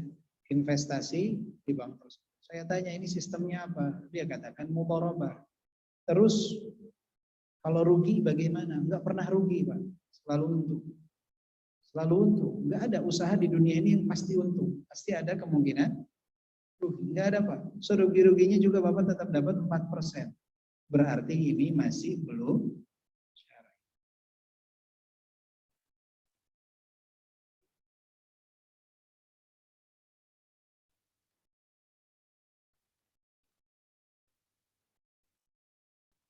Eh, mohon nasihatnya, saya kehilangan anak usia 12 tahun, selalu terbayang detik sakaratul maut dalam bayangan dan pikiran. Rasakan anak ketika berlautnya selalu menangis karena takut itu karena tidak ikhlas. Tetesan air mata, kesedihan orang tua ketika kehilangan anaknya itu tidak sama sekali menandakan bahwa dia tidak ikhlas terhadap kehilangan anak. Rasulullah ketika wafatnya Ibrahim mengatakan bahwa Ibrahim, sesungguhnya kami atas kehilangan. Rasulullah pun menangis ketika wafatnya Ibrahim. Akan tetapi tidak disebut bahwa Rasulullah tidak mengikhlaskan wafatnya Ibrahim. Tidak ridho terhadap wafatnya Ibrahim. Itu ketentuan Allah Subhanahu wa taala. Tapi ya manusia memiliki sifat rahmat tersebut. Maka ibu ketika mendoakan, menangis sesuatu yang insya Allah tidak mengapa. Itu tanda bahwa ibu mencintainya. Tapi cukup mungkin di saat momentum tersebut. Tapi jangan dibawa dalam kehidupan. Artinya cukup seseorang bersedih kehilangan anaknya sekian hari. Setelah itu dia harus menjalani kehidupan selanjutnya. Dia harus memupuk tabungan pahala selanjutnya. Di sana ada anak-anaknya yang lain yang perlu perhatian dia. Di sana ada suaminya yang perlu diurus oleh dia. Di sana ada orang-orang sekitar yang perlu senyuman dia. Jadi jangan dibawa dalam kehidupan seharian. Nah, insya Allah tidak mengapa.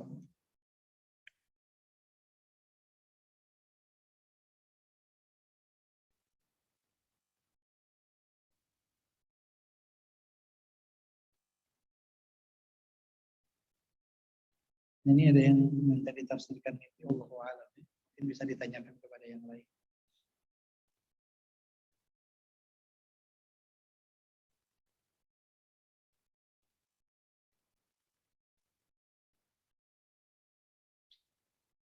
Cara terbaik agar terbebas dari hutang riba.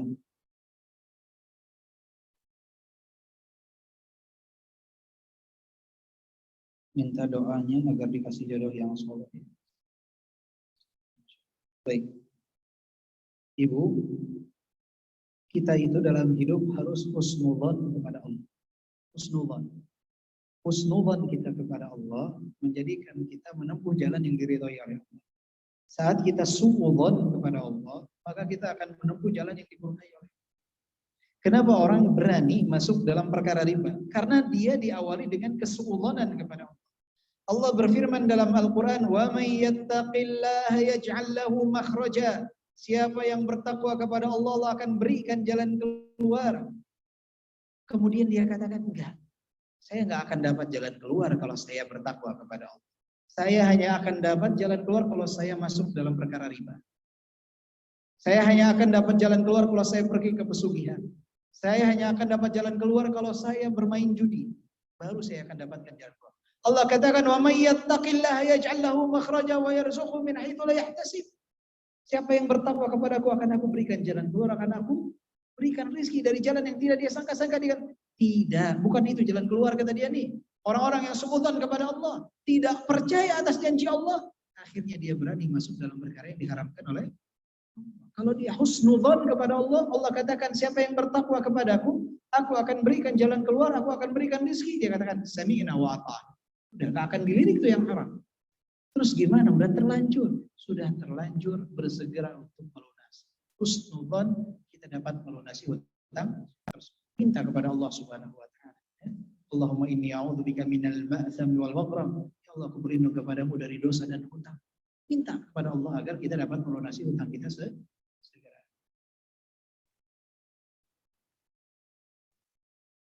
Bagaimana menyikapi teman yang menceritakan aib-aib suaminya, kekurangan suaminya?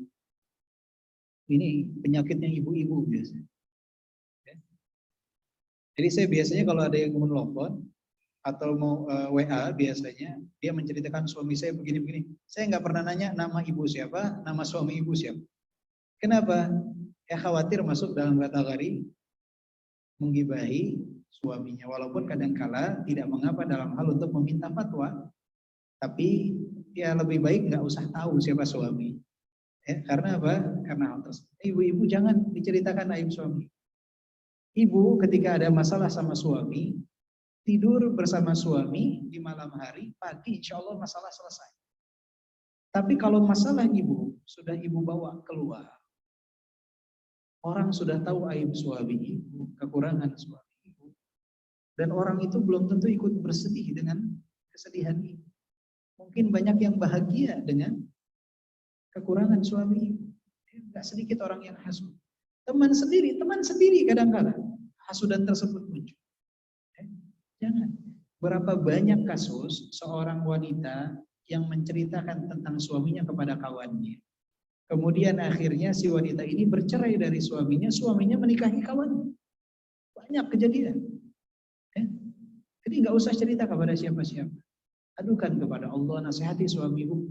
Jika memang perlu bercerita, perlu bertanya, ceritakan kepada orang yang mampu memberikan solusi. Bukan menambah runyam permasalahan. Karena kadang kalau wanita cerita kepada kawannya, itu kawannya itu jarang yang memberikan solusi. Seringnya malah kalau anak sih minta cerai. Kalau anak solusinya adalah selalu perceraian. Berapa banyak sekarang kasus perceraian di mana-mana, subhanallah.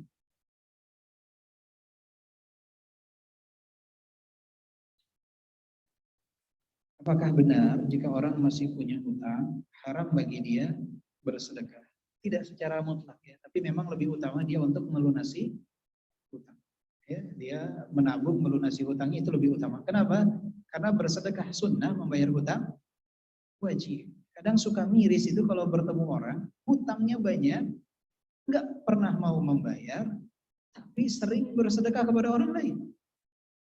Itu sesuatu yang miris. Kenapa? Karena ada kewajiban yang belum dia tunaikan. Tapi tidak secara mutlak. Ya, dalam artian begini, misalkan ibu punya hutang kepada seseorang 50 juta. Kemudian ada orang meminta sedekah kepada ibu. Misalkan datang ke toko rumah ibu, saya butuh beras, di rumah tidak ada beras. Ibu ada beras di rumah, sedekahkan, nggak masalah. Ya. Tidak masalah. Misalkan ibu punya utang kepada orang 100 juta. Ibu nggak pernah mau bayar. Tiba-tiba ibu kumpulkan anak yatim dan fukoro juga masakin di rumah ibu. Kemudian ibu sedekahkan kepada mereka, dibagi seorang amplop 500.000. Ibu menyediakan makanan prasmanan untuk mereka, dibagi makanan mereka. Yang seperti ini lebih baik ibu bayar hutang terlebih dahulu, lunasi hutang. Karena uang itu bisa untuk melunasi. Lebih utama, kenapa itu wajib membayar hutang itu? Tapi kali ini seperti kasus tadi orang kelaparan, ibu punya, ya ibu saya nggak bisa sedekah kepada ibu. Kenapa? Saya masih punya hutang. Ya, sedekahkan, ya, kasihkan. Tidak masalah insya Allah.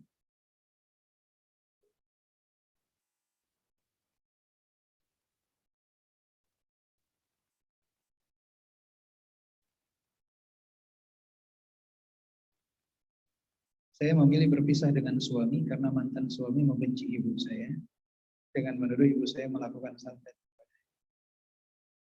tanpa bukti dan fakta. Saya merasa tidak nyaman dan tersebut sehingga saya berusaha saya menolak suami. Apakah bentuk bakti kepada orang tua? Hanya kepercayaannya terhadap kesyirikan buat saya khawatir terhadap akidah. Wallahu a'lam. Saya tidak bisa menjawab sesuatu yang tidak saya dengar dari kedua belah pihak. Namun secara umum ini yang banyak juga terjadi kasus. Jadi kadang seorang laki-laki itu dia sakit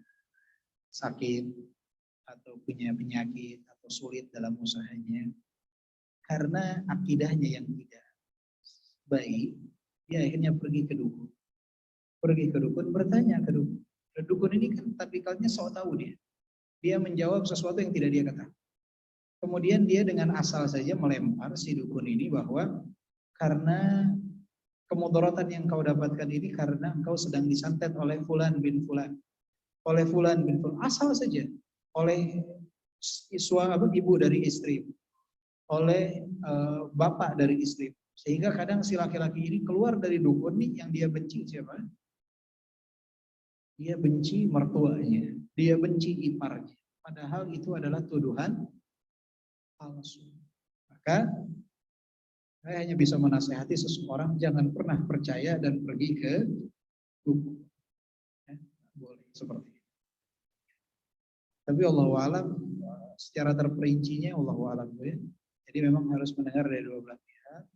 Namun ketika suami ibu berada dalam kesyirikan, maka tidak masalah seorang wanita untuk meminta khulu dari suaminya. Karena tidak boleh bagi seorang mukminah bersatu dengan seorang yang musyrik. Jika memang dia berada dalam kesyirikan. Tidak bisa dinasehati, maka tidak masalah.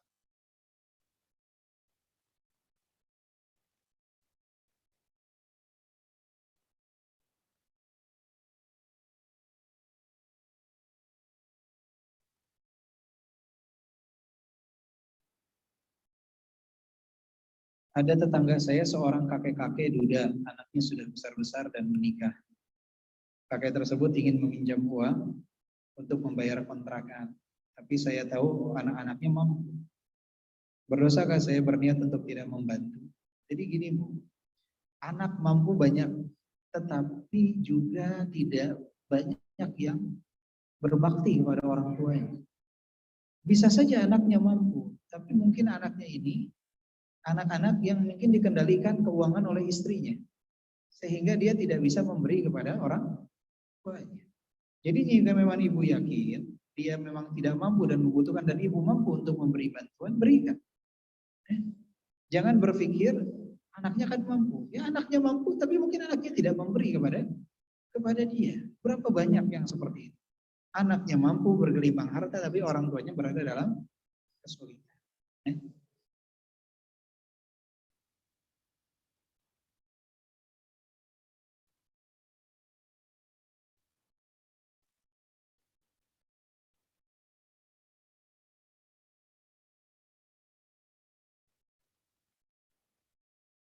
Musibah tidak hanya terjadi di negeri ini. Ada saudara yang memberi kabar viral ternyata terjadi di Jeddah, bahkan di Tanah Suci lagi banjir dan angin taufan. Apakah ujian atau musibah bahkan teguran ini untuk umat muslim yang lagi berada? Jadi Ibu, musibah itu bisa terjadi di mana saja. Tidak hanya di sini. Bahkan di Tanah Suci sekalipun. Tadi telah kita bahas pernah terjadi di zaman Umar Ibn Khattab di kota Madinah di tengah-tengah para sahabat dan para tabi'in. Bisa terjadi di mana saja, atas siapa saja. Maka seseorang harus langsung menunjuk dirinya. Ketika dia tertimpa musibah itu bisa terjadi di mana saja, bahkan di Saudi Arabia. Jangan ibu berpikir bahwa di Saudi Arabia ini nggak ada kemaksiatan. Banyak, di mana-mana ada. Maka musibah itu bisa terjadi di mana saja.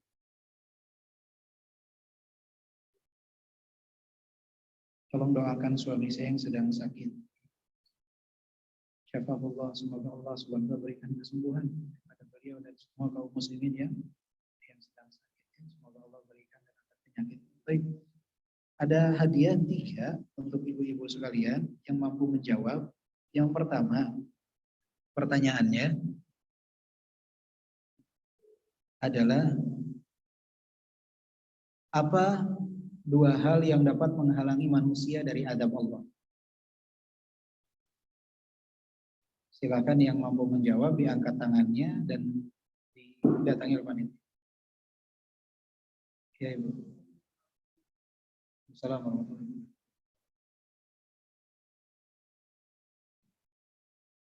wabarakatuh. Ada yang lain?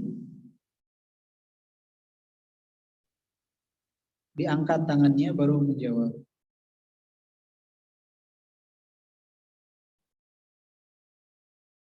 Dua hal yang dapat menjadi benteng seseorang dari adab Allah. Sebagaimana terdapat dalam surat Al-Anfal ayat ke-33. Ya. Gimana? Ya, dengan beristighfar dan adanya Nabi Muhammad SAW. Berarti sekarang tinggal apa Bu? Ya, istighfar. Baik, betul. Berapa pertanyaan lagi? Berarti 2 ya? Baik. Pertanyaan kedua, sebutkan 4 sebab kenapa kita harus bersyukur di saat tertimpa musibah yang disebutkan oleh Syuraih rahimahullah. Kenapa kita harus bersyukur saat tertimpa musibah?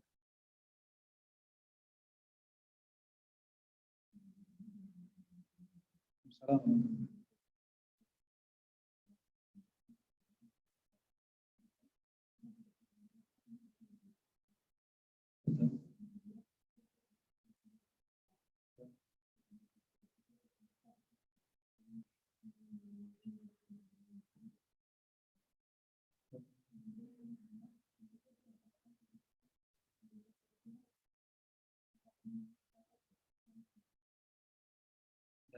Jazakallahu khairan.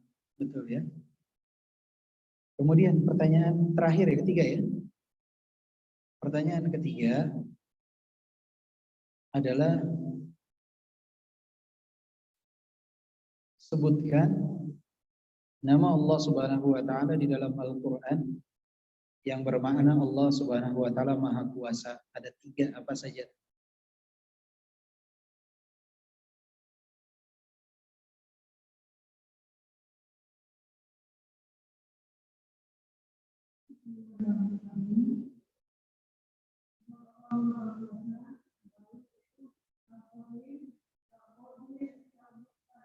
Masya Allah, Barakallah. Jazakallah khairan Ibu. Sudah selesai hadiahnya panitia ya? Sudah ya? Baik, Ibu-ibu, mungkin itu yang bisa saya sampaikan pada kesempatan kali ini. Semoga bermanfaat untuk kita semua.